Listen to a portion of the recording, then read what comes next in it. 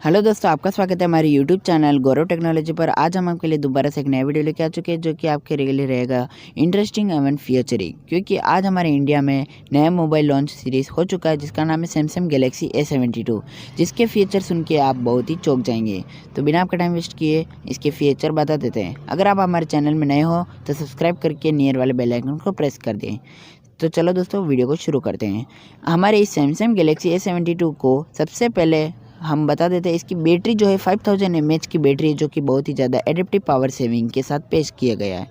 इसको मैनेज करने के लिए AI का इस्तेमाल किया जाता है।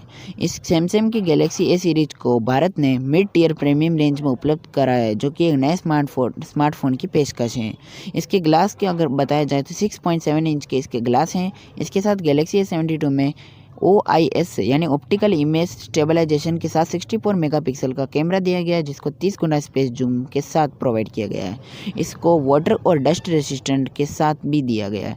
इसमें IP67 की रेटिंग दी गई है और इसका अधिक शक्तिशाली बैटरी और नई डिज़ाइन की वजह से इसको उम्दा फीचर्स हैं। इसके साथ OIS के होने की वजह से इसको फ़ोटो या वीडियो बनाते समय अगर आप हिल भी जाते हो तो भी ये इतने वीडियो को ख़राब नहीं करता, बल्कि HD क्वालिटी में खींचने की पूरी कोशिश करता है। इसके साथ इस डिवाइस में awesome black, awesome violet, awesome white और आसम ब्लू कलर में सॉफ्ट रेंज फिनिश के साथ पेश किया गया है।